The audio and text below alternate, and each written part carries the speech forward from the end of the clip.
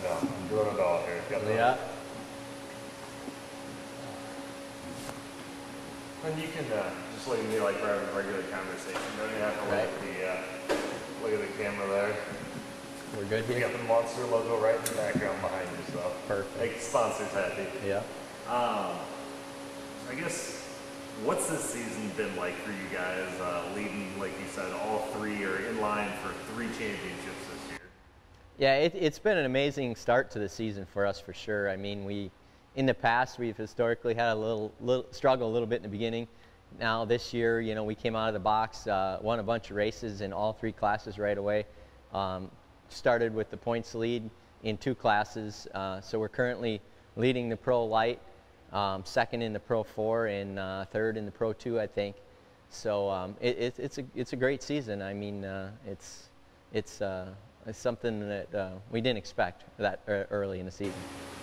And this is CJ's 2nd year driving the Pro Lights? It's his 2nd year in Pro Light and Pro 2. Okay. He's only been racing for 4 years. He just turned 18, so you know, we kind of gave him the express learning curve, you might say. So he caught on quick, and you know, he's out there banging doors with the big boys and winning races. It's pretty amazing. What kind of transformation have you seen in him in the 2 years he's been running those circuits? It's just, you know, when you watch the truck go around the track, you would never guess there's a 16, 17-year-old kid in there, because he's very mature for a race car driver, and really, really smooth. Doesn't get flustered by, you know, the big boys beating on his back bumper, and just runs perfect lines the whole race. And it's something you know, it's hard to imagine that a kid that young has that good of, you know, wheel control, throttle control. I mean, he's only been behind the wheel of a car for 2 years, you know, so he's come along pretty good. And, you know, you hear it in other sports, they say coaches' sons are always way ahead of the curve. Is that kind of the same thing here, where he's seen you drive for, you know, his whole life, and maybe that's part of what's helped him become such a good driver so fast? Yeah, for sure. I mean, he's, you know, all these years when he's been at the track, you know, since he could crawl, I guess he's been paying attention pretty good. And, you know, he was testing with us everywhere we went, and paid attention, and actually has given us advice on, you know, the way the truck was handling, and you kind of made you go, wow, you know, he knows what he's looking at. And I guess all these years of him being at the track paid off. And, you know, he's a motocrosser from, you know, since he was 4.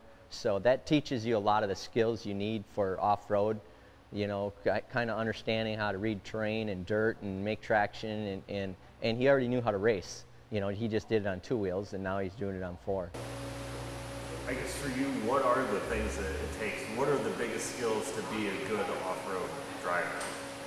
You know, it takes a lot of patience, because, you know, it's a combination of like dirt car racing and motorcycle racing combined, and to have car control and the patience to, you know, work with other drivers on the track and make passes clean. And, you know, it's actually a contact sport where, you know, you're allowed to bang doors and move people, so you really got to know who you're racing with, understand your competition, and more than anything, read the track right, because it goes from wet to dry, rough, smooth, you name it. It's all conditions. And you know, so experience is probably #1. And, you know, I've been doing it for 15 years, and I have been able to pass a lot of that on to him. So.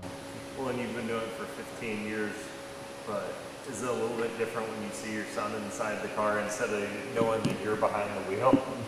Yeah, I mean, it's definitely, it makes you proud to see him progress and come along that far. And, you know, this weekend at Crandon, we're going to have a pretty cool experience where, you know, we'll each race our individual classes, but we'll get one of the first opportunities to race against each other in what they're calling it's the Forest County Potawatomi Cup race, where they put the best Pro 2s and the best Pro 4s at the end of the weekend against each other. So we're lining up against each other. And you guys raced against each other before? Or? No, it's go time now.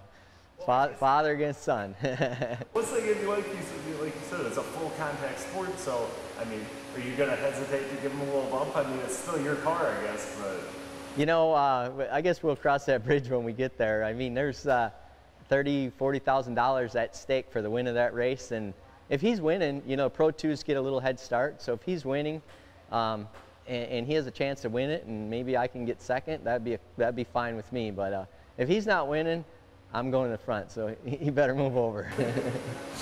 I guess what's that mean to you to get that chance to race at the highest level with your son?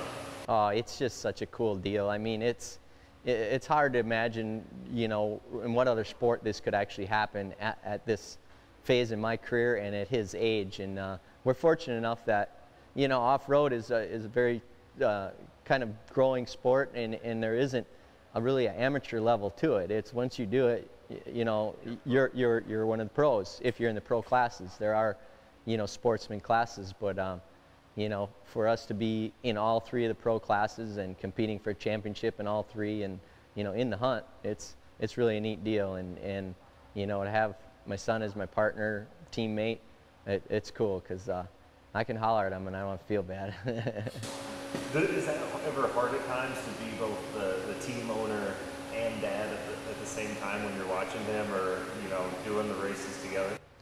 It hasn't been yet. I mean, I'm sure that day is probably coming, but you know, I'm his spotter on the radio when he's out there racing, and he's my spotter when I'm racing, and you know, we both get a piece of each other and tell, you know, the other one what they're doing wrong and how to fix it. And you know, I mean, I've had a lot of really good spotters behind my radio, and he's been the best one so far. He gives me the best advice, and so I actually learned from him too. I mean, just how much more close does this make you as a father and son? Because, you know, the father-son bond is usually a good one anyway, but to share something like this and to have that kind of trust that you can be each other's spotters in, you know, what can be a pretty precarious position if you're not doing a good job of it. It's, like I said, it's just an amazing experience and feeling to get the opportunity, and it definitely, you know, you're more than a father and son when you're teammates and partners, and you got to work together every day. And you know, I wouldn't want it any other way. I've had, you know, drivers that I've hired, some really big name people, and you know, it's just never been as much fun and as comfortable as it is now. I guess you've won championships in the past, so you know what it takes to be at the top. What is CJ's potential? I mean, CJ's potential is the sky's the limit. You know, I think of what it took me. You know, I have 15 roughly championships now, and you know, what it's taken me to get there, and I didn't get in this sport till I was, you know, 30 or something like that. So you know, for him already he's 18 and he's already got 2 championships under his belt. I mean, the sky's the limit. I think he's going to write some record books.